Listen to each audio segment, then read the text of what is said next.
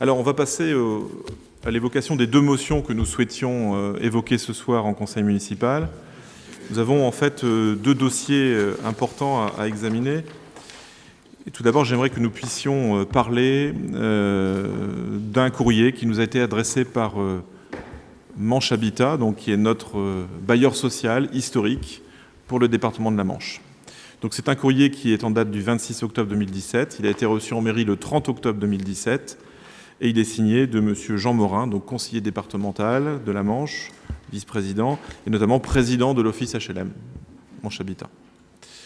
Donc voilà la teneur de son courrier. Monsieur le maire, le projet de loi de finances pour 2018, notamment son article 52, contient plusieurs dispositions qui remettent en cause les ressources des organismes de logement social, leur capacité à assurer leur mission de service public et à entretenir leur patrimoine. Cet article prévoit notamment l'instauration de la réduction de loyer de solidarité, le fameux RLS, à appliquer par les organismes de logements sociaux en fonction du revenu des locataires. Cette mesure permettrait à l'État de diminuer le montant de l'APL versé aux locataires.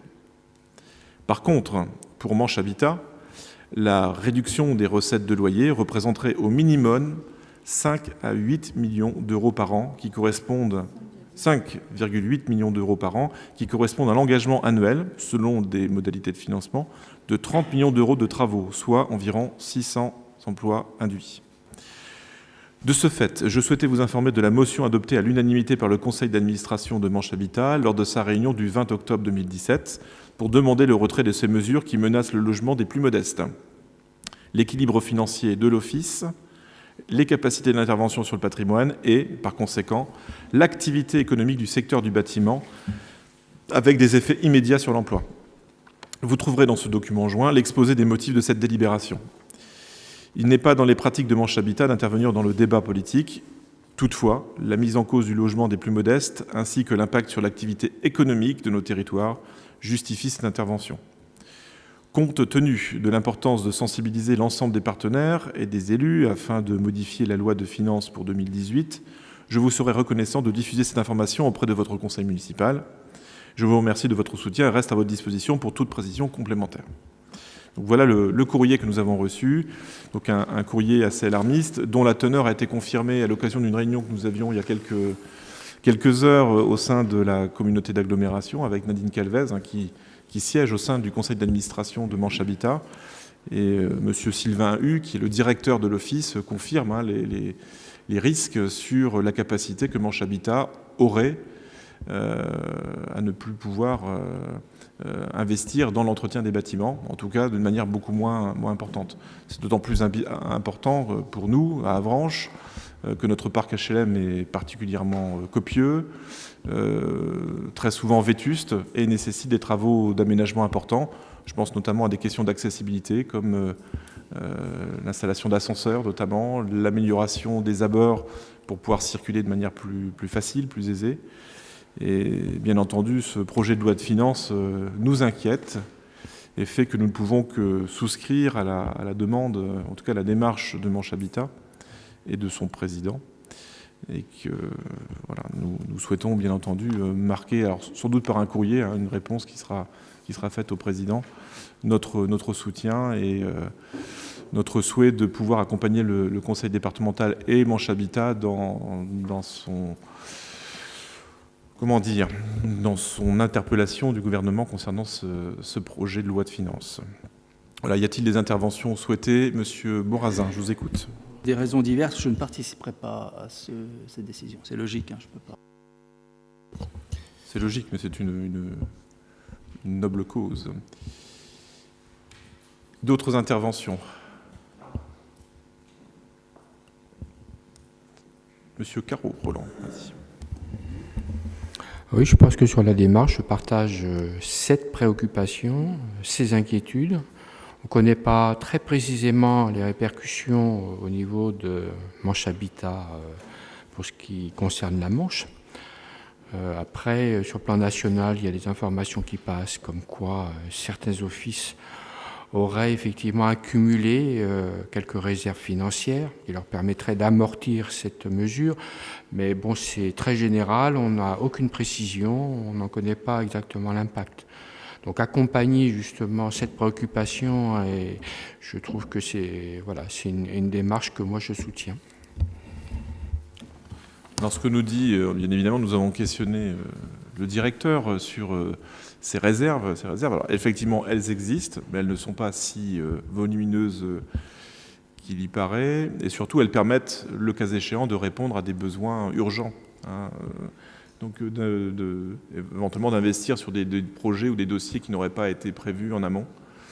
Donc c'est un matelas en quelque sorte qui répond encore une fois, à des besoins qui peuvent être imprévus.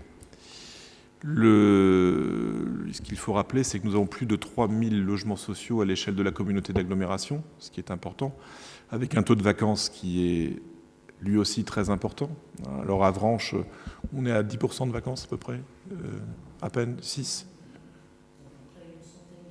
D'accord, donc c'est beaucoup moins que ça. En tout cas, on a sur 1400. Donc on a un taux de vacances quand même de 100 logements qui est quand même à signaler.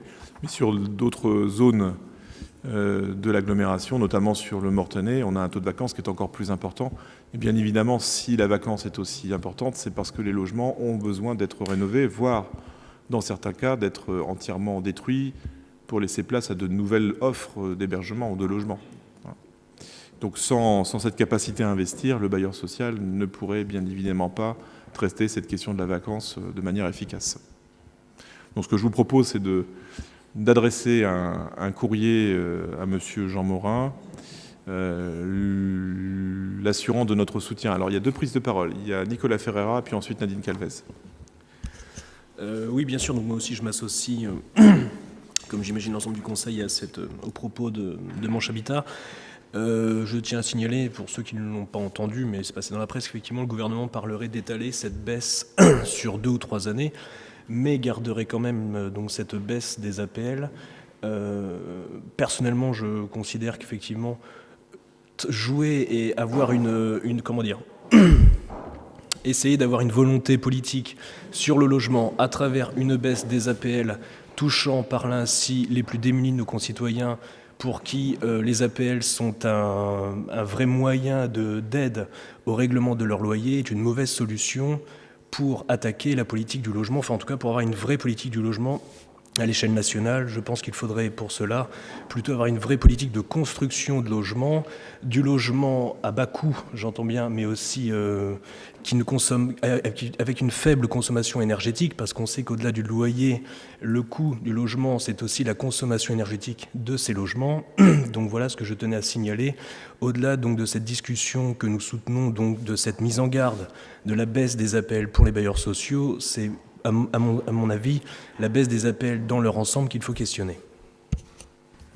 Merci. Nadine. Moi, j'insiste sur l'impact que ça peut avoir sur l'emploi local, parce que forcément, Manche Habitat fait appel le plus souvent à des entreprises locales, et donc forcément, c'est l'emploi chez nous qui serait impacté.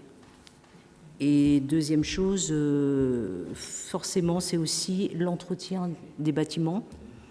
Et on sait que entretenir les façades, c'est quelque chose qui pourrait aussi, c'est la conséquence directe de la baisse des financements. Et c'est sans doute une dégradation qui irait assez rapidement, qui serait particulièrement visible sur les parcs HLM du département et d'ailleurs, puisque c'est tout le territoire national qui est visé. J'ai presque envie de dire que le département de la Manche a la chance d'avoir un parc HLM bien entretenu, qui se renouvelle à un rythme régulier, ce qui n'est pas forcément le cas de certains départements français qui n'ont pas la même chance, ou en tout cas la même capacité à investir. Donc en effet, il en va aussi de la physionomie de nos villes. Bref, donc je vous propose de répondre à Jean Morin par un courrier qui va dans le sens de la motion qui a été votée par le conseil départemental, lui assurant donc du soutien de la ville d'Avranches sur ce dossier. S'il n'y a pas d'opposition à cette proposition, nous allons donc pouvoir aller dans ce sens. Bien.